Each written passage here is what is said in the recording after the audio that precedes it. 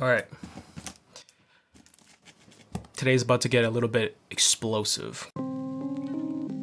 Today's figure we're going to be taking a look at is one from KonoSuba of a fan favorite character, Megumin. This is her 1/7 scale explosion version made by eStreams and Alpha Satellite, a part of the Shibuya Scramble figure line. Full disclosure, eStreams did send out this figure for me so I can make this video, but I'm not really getting sponsored or paid in any way. They just hit me up and asked me if I want to take a look at it, and I was like, sure, I'll do a video, send it my way. So this gives me a chance to actually show off this figure to see if it's actually worth it for the people who actually are interested in it. Now, I actually did take a look at a previous eStreams figure before, which was their Crystal Dress Rem figure, so I'm not like totally new to eStreams. That figure video, by the way, is the most popular one on the channel. Hit over 100,000 views, which is quite insane. But then again, I guess I shouldn't be too surprised because it is Rem and she's a very popular character. Now, as you can see, this is the box that actually came in when it came shipped. It has a little bit of dinks. I feel like if you were to ship this box out internationally though, it could get like squished like really easily. Okay, so let's open this bad girl up and see what's up.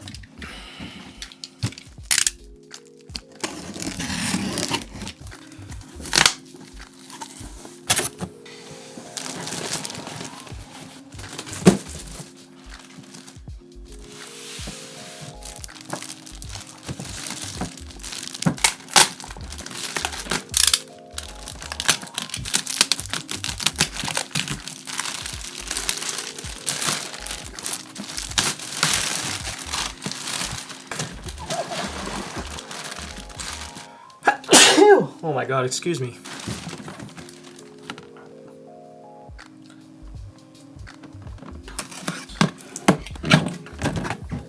So she does come with whatever this is. Oh, the instructions are literally just a QR code. That's interesting.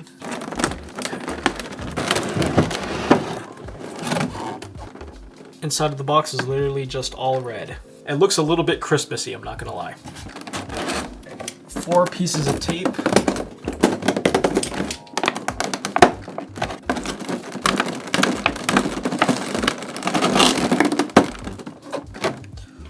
Oh, my bad. Make that 8.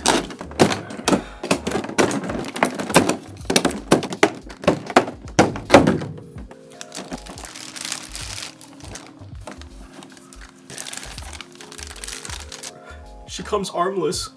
Or handless, I should say. And 2 for her legs. Wait, does she come off the base?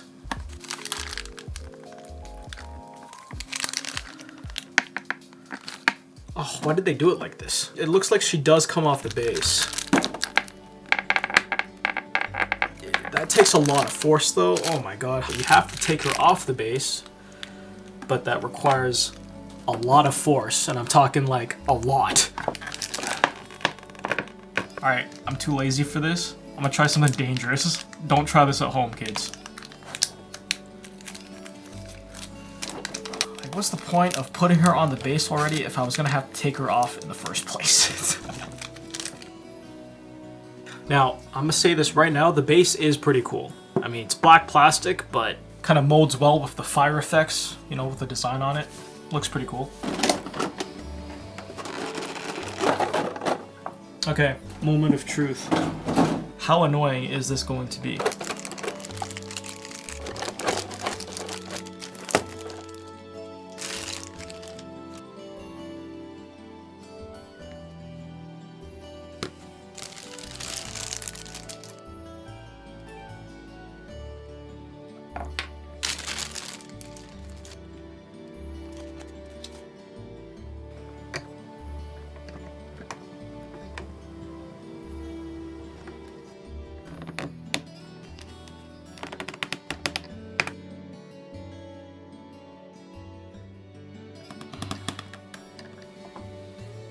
Alright, so this is the finished figure. It's pretty impressive, I'm gonna say. It gives you a very good sense of scale, and it's very dynamic, which is kind of like the whole point for eStreams figures. Okay, so I did talk about the box briefly in the unboxing, but I'll talk about it again. This is the box it comes in. It's all black. It's got a golden trim around it with a couple of magic particle effects going on outside of the box. You also get the logo of the show on both sides, both in English and Japanese. And it also comes with a window, which I was very surprised about because I wasn't expecting eStreams figures to have windows. but this one does. Inside the box, you do get the blister packaging, which is actually vigorously taped.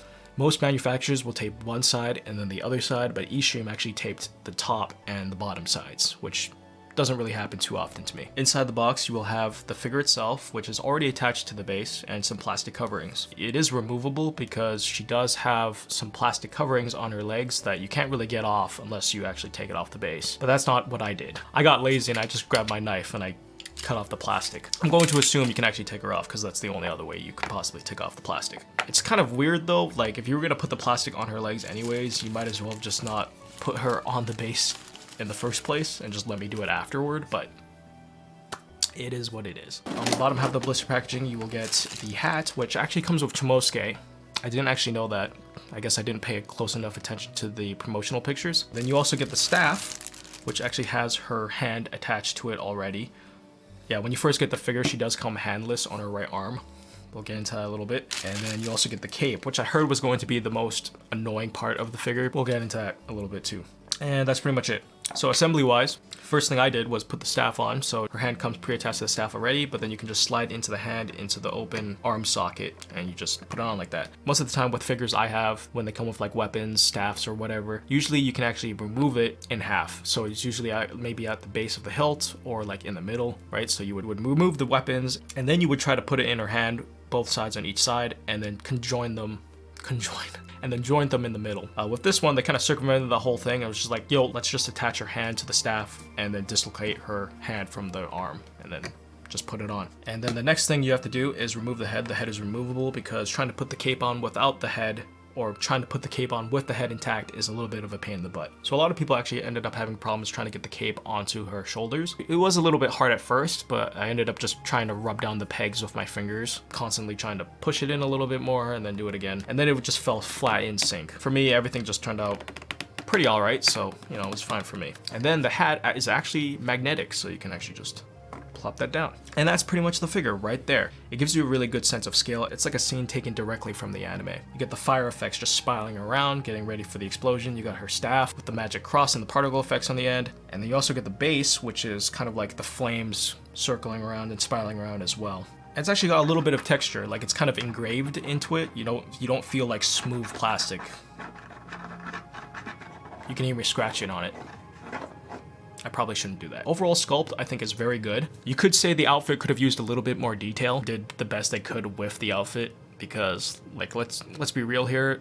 The KonoSuba cast, they kind of wear like a bunch of rags, with the exception of like darkness, I guess. The whole overlook of the show is very like Play-Doh-y and soft, so there's not like a ton of detail on the outfits, so I can't really like nitpick on it. I think the paint job is good. Decent amount of shading on the bottom of her outfit. I like the pose, you know, she's getting ready for the explosion, like I said before. I feel like her hair could have used a little bit more grading, but maybe it's just me and it's a little bit hard to tell because it's kind of like dark brown. I think overall this is a fantastic Megumin figure, and this is probably her best figure. But this is also her most expensive figure as well. This retailed for 32,000 yen, which is actually 1,000 yen less cheaper than the Crystal Dress Rem figure that I took a look at, which was 33,000, I think. Now, at the time when I took a look at that figure, Crystal Dress Rem, it was about 320, 330 USD, which is quite expensive. The current exchange rate for Megumin, the figure is 250 USD around there, which is actually not a bad price. Like $300 is a little bit kind of overkill, but like 250, still pretty bad, but like at least it's not as bad. By the way, Japanese yen has been going down, so this is a pretty good time to like buy merch, but like shipping prices have also been going up, so that's, you know, it's kind of like 50-50. When you start getting over like $250, I think companies are really like banking on you loving the character and the series enough to actually justify making the purchase, because obviously the quality has to be there, and I think the quality here is pretty good.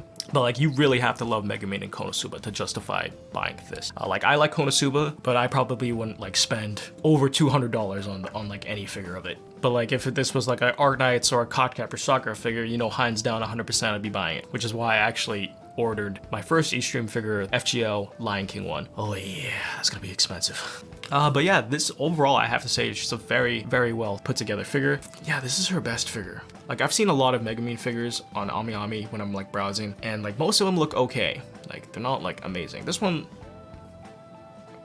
really good. Now, in terms of availability, this did come out in November, so it is a released figure already. However, I did check on AmiAmi, you can actually still get her. Pretty much original price, 32,000 yen. You can also get her on Solar's Japan, albeit that is like 500 bucks, so like, maybe you don't get it from there. Yeah, that's pretty much it. If you want to check out eStream, I will leave their social media links down below in the description, so check them out if you feel inclined to do so. And yeah, that's it. Yeah, thanks for watching, and I'll catch you guys in the next one. Peace.